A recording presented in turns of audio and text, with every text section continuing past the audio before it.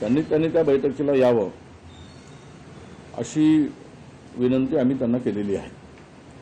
आणि त्या बैठकीमध्ये या सरकारने जो JR काढला त्यावर सविस्तर चर्चा करून पुढचा निर्णय महाराष्ट्रामध्ये आम्हाला घ्यायचा आहे। कोण काही म्हणू देत, पण मुख्यमंत्री काही म्हणत असले तरी त्या JR मुळे ओबीसीचं प्रचंड नुकसान होणार आहे। जर पात्र हा शब्द पूर्वी काढलेल्या JR प्रमाणे ठेवला असता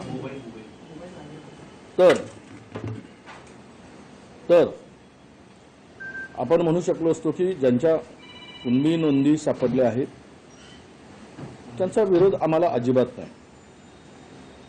मराठा समाजाला काय द्यायचं सरकारने तो त्यांचा प्रश्न आहे, परंतु या JR मुळे पात्र शब्द काढल्यामुळे महाराष्ट्रामध्ये सरसकट सर्व मराठा समाज आता ओबीसी मध्ये येणार आहे। तो केवळ मराठवाड्यातलाच येणार नाही।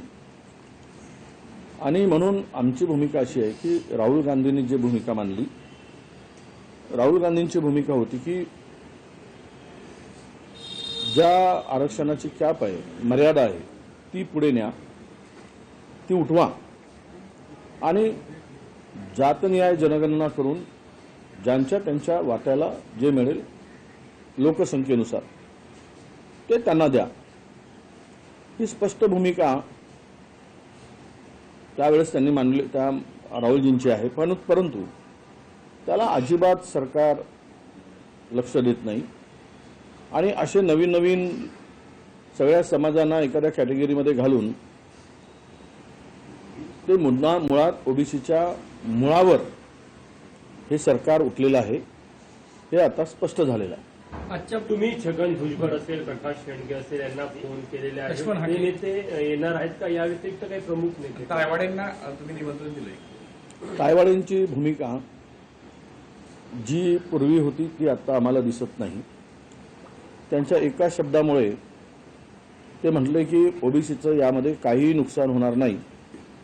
आता ते त्यांच्या चष्म्यातून बघतात की सरकारी चष्म्यातून बघतात की स्वतःच्या चष्म्यातून बघतात ते त्यांनाच माहीत। आम्ही त्यावर अधिक बोलणार नाही। पुढे येणाऱ्या दिवसामध्ये सत्य परिस्थिती लक्षात येईल, परंतु आम्ही त्यांना आज तरी त्या बैठकीचं निमंत्रण दिलेलं नाही, कारण त्यांची भूमिका ही स्पष्ट नाही। छगन भुजबळ, लक्ष्मण हाके या सगळ्यांच्याकडे निरोप दिलेला आहे आणि सगळ्यांनी एकत्र येऊन ही बैठकीमध्ये उपस्थित राहावेत। भुजबळ साहेबांशी मी दोनदा संपर्क करायचा प्रयत्न केला, झालेला नाही। मी माझ्या ऑफिसला कळवलं होतं, मला माहीत नाही की कालपर्यंत संपर्क झाले का नाही, परंतु भुजबळ साहेबांची भूमिका ही सुद्धा स्पष्ट भूमिका आहे। त्यामुळे त्यांच्या भूमिकेशी सुद्धा आम्ही सहमत आहोत। या JR मुळे ओबीसीचं नुकसान होत आहे हे स्पष्ट आहे। मुख्यमंत्री मात्र म्हणताय की सरसकट आम्ही देणार नाही, ओबीसीच्या ताटातला आम्ही बाहेर दिलेलं नाही असं ते म्हणतात। ते बघा, मी कालही बोललो, परवाची बैठक झाली, पुन्हा आजही सांगतोय, मुख्यमंत्री महोदयांनी या संदर्भात सर्वपक्षीय बैठक बोलवावी आणि ती भूमिका विशद करावी।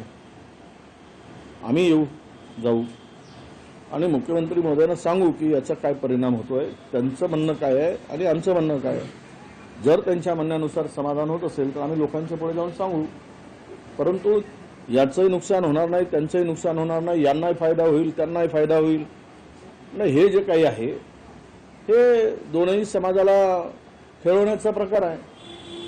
खरं तर त्या JR मध्ये स्पष्ट उल्लेख आहे, जो अधिकार पुरावे गोळा करून जात प्रमाणपत्रासाठी लागणारा त्या स्थानिक गाव पातळीवरच्या कर्मचाऱ्यांना दिला। आता मला सांगा की हैदराबाद गॅजेटमध्ये असा कुठलाही आडनावाचा किंवा नावाचा उल्लेख नाही।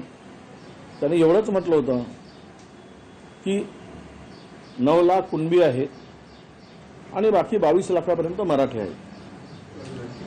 आता हे मराठी आणि कुणबी शोधायचे कसे? 9 लाख कोण आहेत? तर याच्यातून काहीही निष्पन्न किंवा पुरावा त्यामध्ये अजिबात मला दिसत नाही। त्या तज्ज्ञाकडून मी ही माहिती मिळवली आणि त्यांच्या संदर्भात या गॅजेटच्या संदर्भात हैदराबाद गॅजेटच्या संदर्भात चर्चा झाली. ते म्हणतात की कुठेही नावाचा उल्लेख नाही. त्यामुळे या परिस्थितीमध्ये जी भूमिका सरकारने स्वीकारली आणि जो GR काढला हा सरसकटचा GR आहे. पात्र हा शब्द वगळल्यानंतर पहिला पात्र होता त्यावेळेस ती पात्र आम्ही समजू शकत होतो, परंतु आता पात्र कळल्यामुळे सरसकटच मराठा समाजांना OBC मध्ये ते मराठवाड्यापुरतीच नाही तर महाराष्ट्रातील आहे. आमचं म्हणणं आहे की त्यांना त्यातील गरीब लोक आहेत, त्यांना काही उपेक्षित लोक असतील, त्यांना दिलं पाहिजे. तुम्ही EWSची तरतूद केली, आरक्षणाची मर्यादा वाढवता येत नाही तरी वाढवून दिली 10%. परत OBC मधून देत असताना OBCचं ती कॅप उघडून टाका. लोकशाही मराठी ऐका, पहा, जागरूक रहा.